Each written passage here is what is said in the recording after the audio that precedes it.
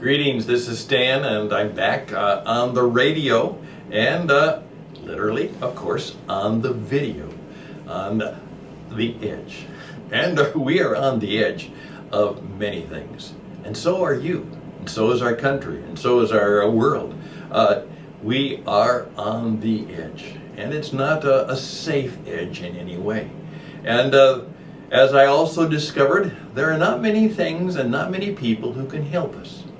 There is help, but it is not of us. It is from something far above and beyond us. And that is something I became very much aware of this weekend. Again, Thanksgiving, I have much to be thankful for. And now this is the Monday afterwards, and it's significant.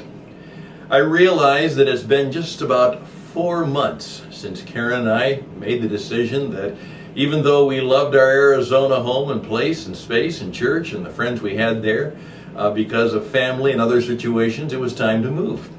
And so we were very, very busy throughout July and August and September and October and getting ready to make that move. Oh, we had to get the house ready. Boy, was there a lot of work in getting the house ready. And then we had to try and sell the house. And the first person who made a number of good offers to us, we accepted, but unfortunately 3 weeks later they backed out, and so our home had been off the market for 3 weeks, and we had to start over again with that process. Then when it finally was at the age of perhaps it's going to sell now, we started to sell all of our stuff and get ready to move. And boy, if you know that, you know what kind of work that was. And then it was a long U-Haul drive from Carolina to Arizona with some stops in Minnesota to visit family and friends, and New York City to do the same thing. And then back here to the Raleigh-Durham area in Cary, North Carolina, where we have set up a brand new studio, and we have been able to acquire a very nice apartment that we can live in. And so we're ready to go. I realized that it was been 4 months of radio silence. And sometimes that old song from the 60s, The Sounds of Silence, can be very important. Since I wasn't speaking out, I was listening more in. And a lot of things became very, very clear to me in the sounds of the silence. In terms of what we should do with On the Edge and the creator enterprise that we have, for the new What It Takes radio program and company that we are developing and is now at its full launching state, and we are fully engaged in that really as of today. And I also was aware of something else. This was the night before the candles. Okay. Last night, Sunday night, I realized that it was time to light a candle. Not only for my usual Sunday night meeting and planning, but I realized something very significant had happened in the new year. That's right, you see, Sunday was the first Sunday in the Christian tradition of Advent, in which you start the church year, getting ready for the event which we call the Incarnation and Christmas. So we light the first candle in the Advent wreath. And my many good friends, and I joined them in the tradition, it was the first day of Hanukkah. And you light a candle to celebrate Hanukkah. I'd like to talk to you about that. It is such a unique coming together.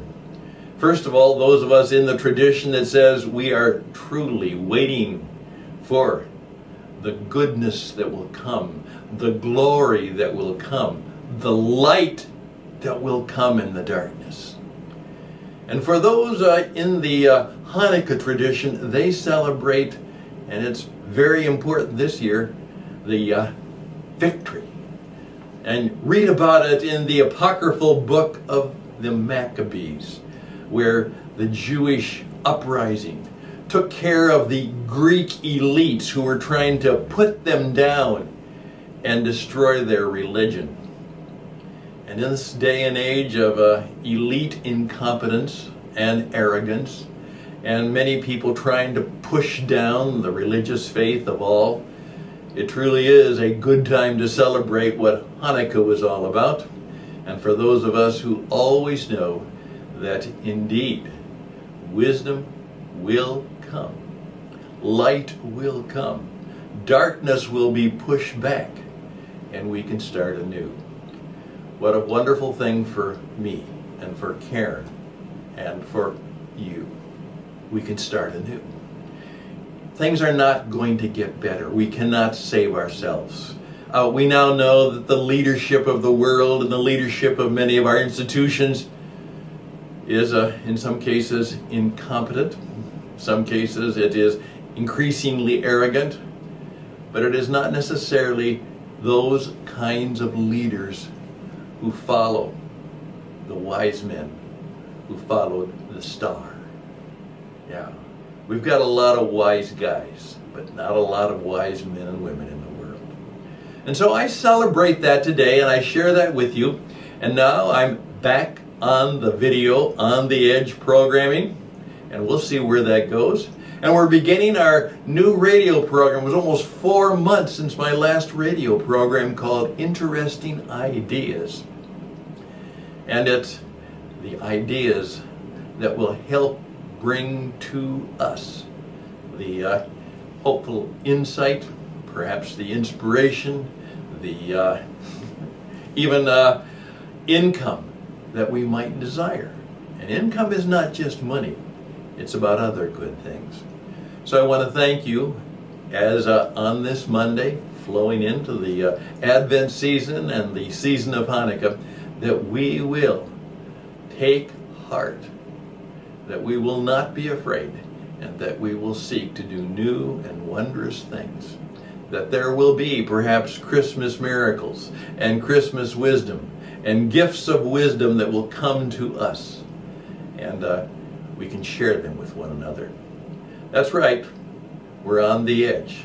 And that's the place we ought to be if we want to seek to live bravely. Live bravely and be more alive. Yeah, that's what we have to do as we live on the edge.